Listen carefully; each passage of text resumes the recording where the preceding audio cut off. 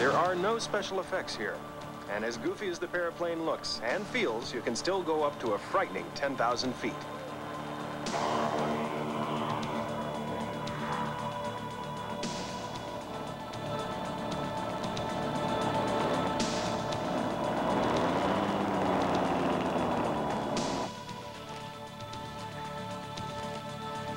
Congratulations, you're now a paraplane pilot. You too can fly.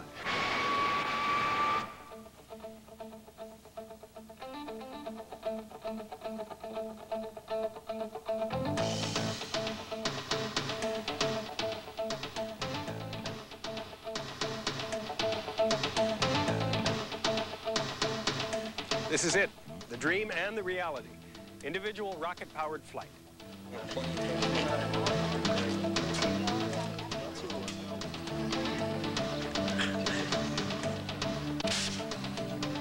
The guy who flies this thing can't take it for granted.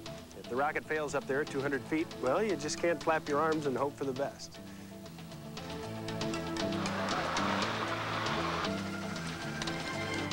This rocket pack is the result of years of study, research, and testing.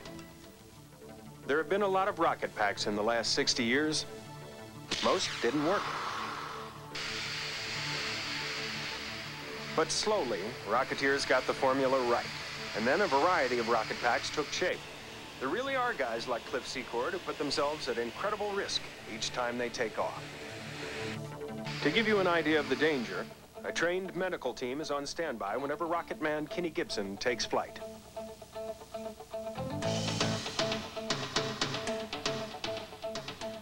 So, Kenny, to the untrained eye, this would appear an awful lot like strapping a bomb to your back.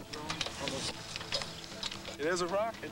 You know, there's been a lot of attempts at people flying with rockets on their backs. If we did lose our motor, it's a rock. So you fall? Yep.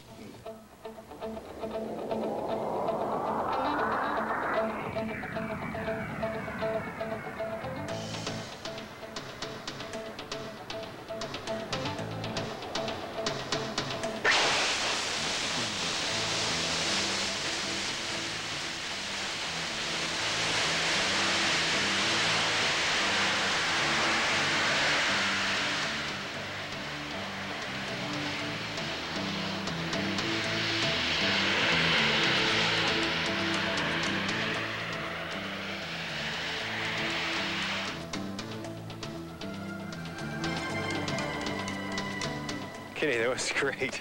That was amazing. Kind of reminds you of yours? Yeah, somewhat, I guess. Tell you what, we got a little extra fuel over there. We'll fuel it up, and you can take it for a test spin. No, I don't think so. No, not till the sequel.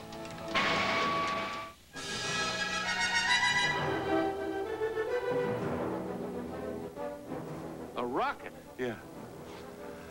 Like in the comic books.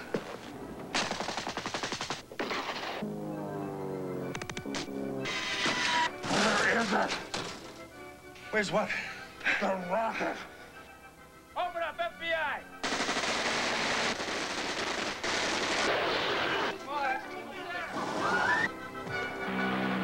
Look.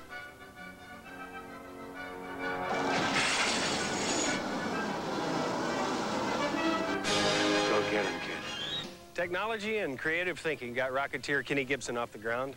And it took a fair degree of skill and imagination to get this Rocketeer in the air as well. The Rocketeer took to the air with help from a virtual army of movie makers. A variety of methods were used to create the spectacular flying sequences. Stuntmen were suspended from helicopter mounts.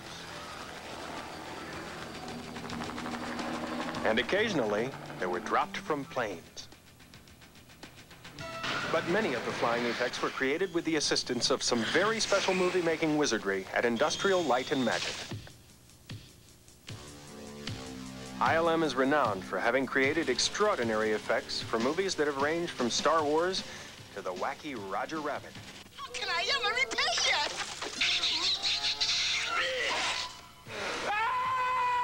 Rocketeer director Joe Johnston was an Academy Award-winning effects supervisor for ILM before directing his first feature, Honey, I Shrunk the Kids. They use just about every technique in the special effect handbook, which they wrote.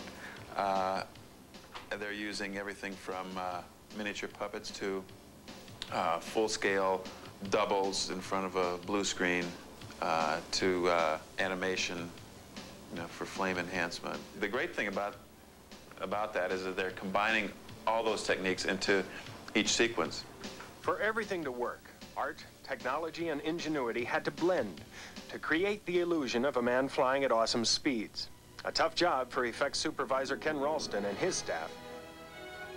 Probably the biggest challenge, again, is the flying, to make that believable and to also not have it stand out as a whole separate part of the movie. And luckily, we've been able to just stay ahead with the technology of the wishes of the director. We have animators' skills that are so high that we can use a puppet most of the time because you won't know it's a puppet. It'll look just like a real man flying around.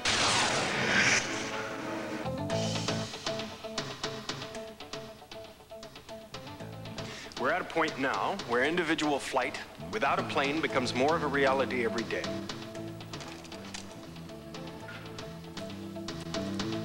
A day may come when it's a common sight to see a person flying around like a rocket-powered bird. But that day's not here yet, unless you're the Rocketeer. And with the push of a button, boom, I'm out of here.